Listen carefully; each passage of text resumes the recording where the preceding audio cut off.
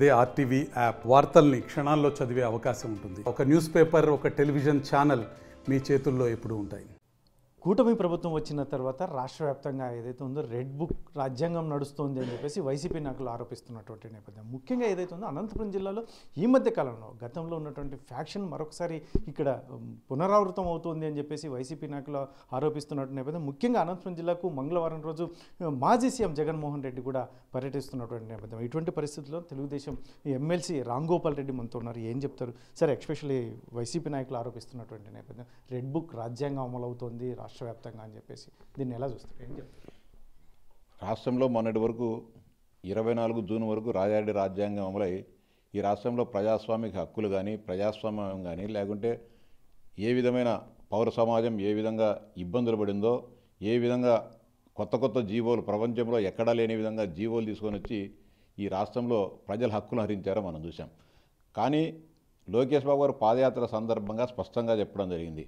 ప్రజాకంటకులుగా ఉన్న అధికారులను, ప్రజలను ఇబ్బందులు పెట్టిన వారిని, తెలుగుదేశం పార్టీ కార్యకర్తలను ఇబ్బందులు పెట్టిన వారిని, వారందరినీ కూడా ఎవరైతే అన్యాయాలకు గురి చేశారో వారందరినీ కూడా నేను రెడ్ బుక్లో రాసుకుంటా ఉన్నాను.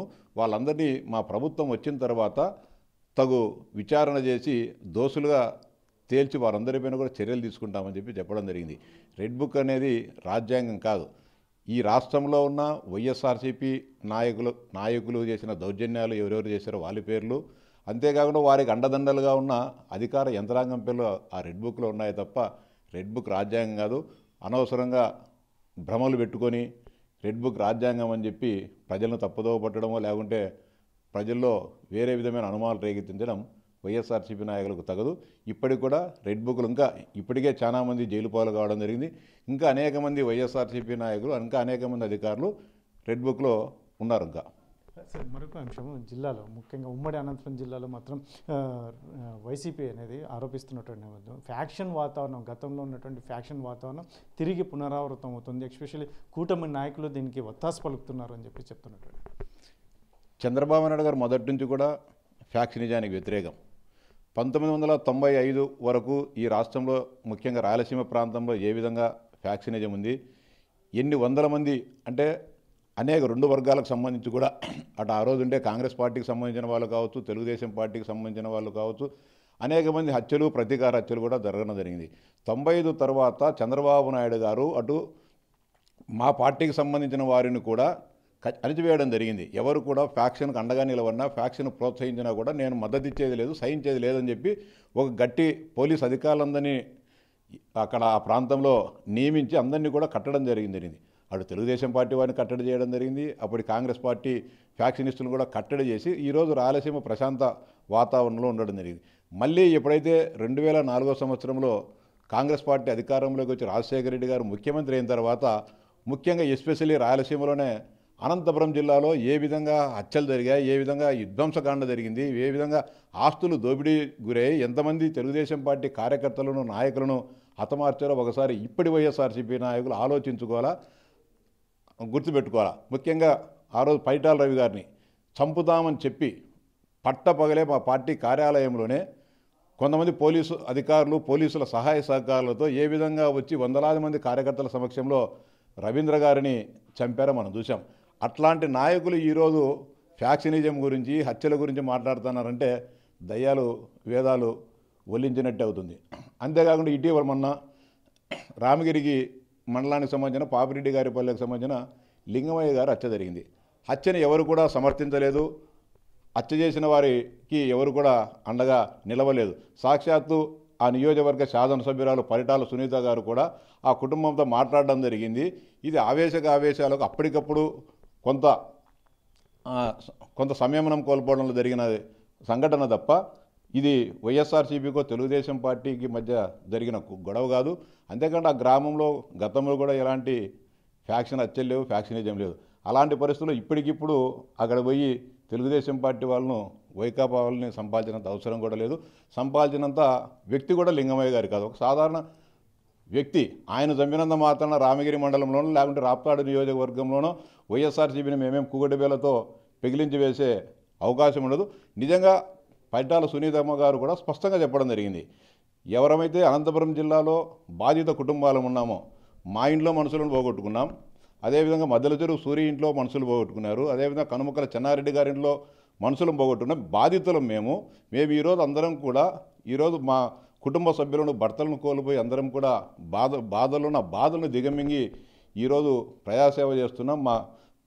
మా మనసులో మేము బాధపడుకుంటున్నాం తప్ప ఎక్కడ కూడా మేము మళ్ళీ ఫ్యాక్షన్ చేయాలనో లేకపోతే మళ్ళీ అఘాయిత్యాలు చేయడం లేదు. మా కుటుంబాలు అందరం కూడా బాగా ఉండి ప్రశాంతంగా జీవించేటప్పుడు ఇప్పుడు మధ్యలో తోపుదుర్తి ప్రకాష్ రెడ్డి గారికి వచ్చిన ఇబ్బంది ఏమిటో, ఆయన ఎందుకు మళ్ళీ ఫ్యాక్షన్ రాజకీయాలను ఆయన మళ్ళీ తెర మీదకి తీసుకొని వస్తున్నాడో అర్థం కావడంలే. దీనికి అంతటికీ కూడా కారణం ఇంకోటి కూడా చెప్తున్నారు. రామగిరి ఎంపీపీ ఉప ఎన్నిక సందర్భంగా రామగిరి ఉప ఎన్నికకు లింగమయ్య గారికి ఏం సంబంధం? ఆయన ఎంపీటీసీ సభ్యుడు కాదు, లేకపోతే జెడ్పీటీసీ సభ్యుడు కాదు, ఎలాంటి ప్రజాప్రతినిధి కాదు. ఆయనను చంపాల్సినంత అవసరము లేకపోతే ఆయన చంపిన మాత్రానే ఫలితాలు తారుమారు కావడం అనేది అసాధ్యం. అది కాబట్టి ఆ హత్య రాజకీయపరమైన లింగమయ్య గారి హత్య రాజకీయపరమైన హత్య కాదు. నిజంగా రాజకీయపరమైన హత్య అయితే మా పార్టీ హిందూపురం పార్లమెంట్ సభ్యులు పార్థసారథి గారు ఎందుకు పోయి పరామర్శిస్తారు? కాబట్టి ఇవన్నీ కూడా ప్రజలు కూడా గమనిస్తూ ఉన్నారు. కేవలం కులాల మధ్య చిచ్చు పెట్టేదానికి ముఖ్యంగా ఒకటి ప్రధానమైన కారణం ఏంటంటే రాప్తాడు నియోజకవర్గ వైఎస్ఆర్సీపీ బాధ్యతల నుంచి ప్రకాష్ రెడ్డి గారిని తీసివేయాలని ఆలోచన పార్టీలో చర్చ జరుగుతోంది. అంటే ఆయన తీసివేసి గోరంట్ల మాధవ్ గారిని అక్కడ ఇన్ఛార్జిగా పెడతారనే ఒక చర్చ నడుస్తున్న సందర్భంలో ఏదో విధంగా చేసి నేను మళ్ళీ లైవ్లో ఉండాలని చూపించుకునేదానికి తాను తప్ప రాప్తాడు నియోజకవర్గాన్ని ఎవరు కూడా మెయింటైన్ చేయలేరనే ఒక ఆలోచనతో ప్రకాష్ రెడ్డి ఇవన్నీ కూడా చేయడం జరుగుతోంది. కాబట్టి లింగమయ్య హత్యకు తెలుగుదేశం పార్టీకి ఫ్యాక్షనిజానికి ఎలాంటి సంబంధం లేదని స్పష్టంగా చెప్తా ఉన్నా. ముఖ్యంగా లింగమయ్య కుటుంబాన్ని మాజీ ముఖ్యమంత్రి జగన్మోహన్ రెడ్డి పరామర్శించడానికి మంగళవారం వస్తున్నటువంటి నేపథ్యం, దీన్ని మీరు కూటమి ప్రభుత్వం ఎలా చూస్తారు? ఇప్పుడు జగన్మోహన్ రెడ్డి గారు ఈ రాష్ట్రంలో మాజీ ముఖ్యమంత్రిగా పనిచేశారు, అంతకుముందు ప్రతిపక్ష నేతగా ఉన్నారు, ఇప్పుడు పులివెందుల శాసనసభ్యుగా ఉన్నారు, ఒక పార్టీకి అధ్యక్షునిగా ఉన్నారు. ఈ రాష్ట్రంలో అనేక రకాలైన సమస్యలు ఉన్నాయి, ప్రజలు ఈతిబాధలు పడుతున్నారు. ముఖ్యంగా పులివెందుల నియోజకవర్గంలోనే అనేక రకాల సమస్యలు ఉన్నాయి. కొన్ని ప్రాంతాల్లో అంటే ఈసారి తీవ్ర వర్షాభావ పరిస్థితుల వలన కొంత భూగర్భ జలాలు సరిగా లేక గ్రామాల్లో కొంత నీటి కొరత ఉన్న వాస్తవం. అంతేకాకుండా రైతులు కూడా ఇబ్బందులు పడుతున్నారు. మొన్నటికి మొన్న విపరీతమైన వడగండ్ల వానలు గాలులతో అరటి పంట దెబ్బతినింది. అంతేకాకుండా అనేక రకాలైన సమస్యలు, పంటలు అరటి కానీ చీని పంటలు కూడా ధరలు తగ్గి రైతులు ఇబ్బందులు పడుతున్నారు. వాటిని ఏం చేయాలని చెప్పి ప్రభుత్వం ఆలోచన చేస్తుంది. రైతాంగాన్ని ఏ విధంగా గట్టెక్కాలా, ఏ విధంగా నష్టపోయిన బాధ్యత రైతాంగానికి అండగా నిలవని. ఏ రోజైనా జగన్మోహన్ రెడ్డి గారు ఆ నియోజకవర్గ శాసనసభ్యునిగా, ఆ నియోజకవర్గ ప్రజాప్రతినిధిగా, లేకపోతే కడప జిల్లాకు సంబంధించిన వ్యక్తిగా ఏ రోజైనా సరే రైతుల తరఫున మాట్లాడా? ఏ రోజైనా సరే రైతులకు అండగా నిలబడ్డా? లేదు ఒక రాష్ట్ర పార్టీ అధ్యక్షునిగా ఈ రాష్ట్రంలో అనేక రకాలైన సమస్యలు రోజు జరుగుతూ ఉంటాయి. మేమేమి ఇదే మొత్తం ఎక్కడా సమస్యలు లేవు, ప్రజలందరూ కూడా సుఖ సంతోషాలు ఉండాలని మేమేం చెప్పడం లే.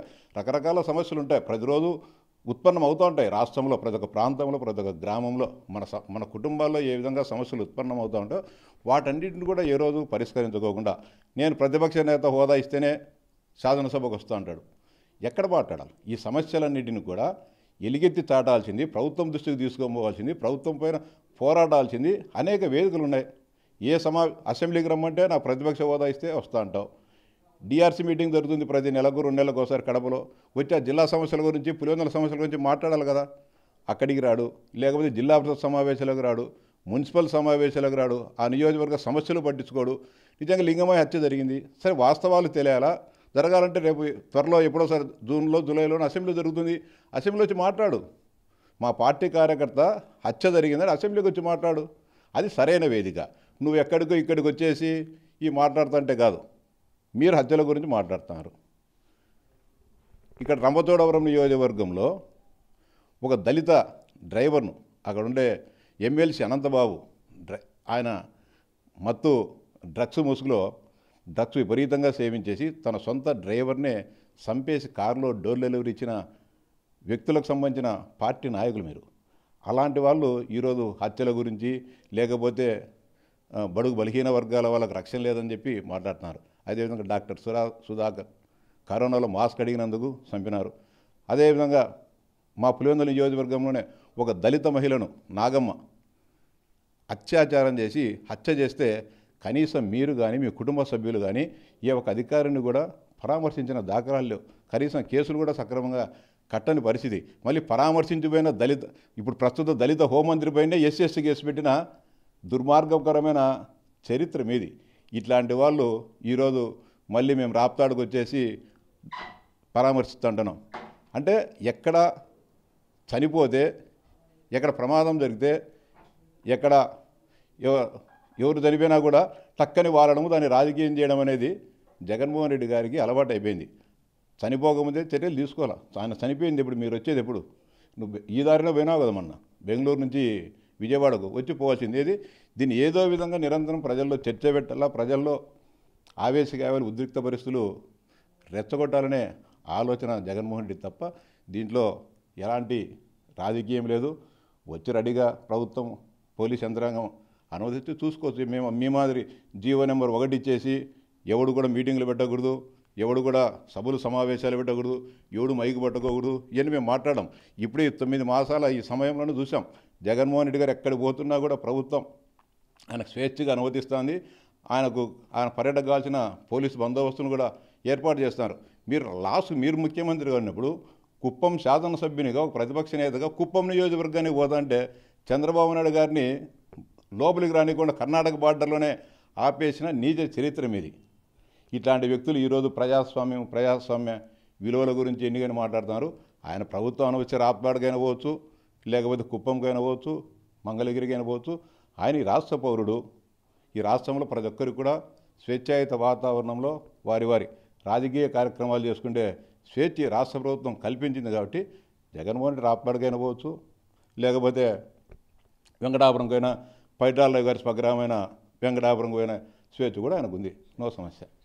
తెలుగుదేశం పార్టీ ఎమ్మెల్సీ చెప్తున్నటువంటి నేపథ్యం ముఖ్యంగా ఏదైతే ఉందో ఈ ఫ్యాక్షన్ హత్యల గురించి జగన్మోహన్ రెడ్డి మాట్లాడుతుంటే దయ్యాలు వేదాలు వల్లించినట్టుగా ఉంది అని. ఎందుకంటే గతంలో సొంత పార్టీ నాయకులే చంపి డోర్ డెలివరీ చేసినటువంటి అంశాలను మరవద్దు. అందులో ముఖ్యంగా ఎందుకంటే కడప జిల్లాలో అనేక అంశాలు ఉన్నాయి, వాటి మీద దృష్టి సారించాలి. ఇక్కడ లింగమయ్యతో చంపాల్సిన అవసరం తెలుగుదేశం పార్టీకి లేదు. అందులో ఆయన చంపితే మా పార్టీకి వచ్చే లాభం కూడా లేదు. ఇటువంటి అంశాలు అసలు చంద్రబాబు నాయుడు మొదటి నుంచి ఫ్యాక్షన్ని సొంత పార్టీ కావచ్చు, ఇతర పార్టీలో ఉన్నటువంటి అణచివేసినటువంటి నేపథ్యం. కాబట్టి జగన్మోహన్ రెడ్డి రేపు ఇక్కడికి రాప్తాడు నియోజకవర్గానికి వస్తే ఖచ్చితంగా మా పార్టీ తరఫున, మా ప్రభుత్వం తరఫున పోలీసుల అనుమతితోనే వెళ్ళవచ్చు, ఎక్కడికైనా వెళ్ళవచ్చు. మీరు గతంలో మాత్రం ఎవరిని ఎక్కడికి వెళ్లకుండా నిలువరించినటువంటి నేపథ్యం, గతాన్ని మర్చిపోవద్దు మాజీ ముఖ్యమంత్రి గారు అని చెప్పేసి కూడా ఎమ్మెల్సీ గారు చెప్తున్నటువంటి నేపథ్యం.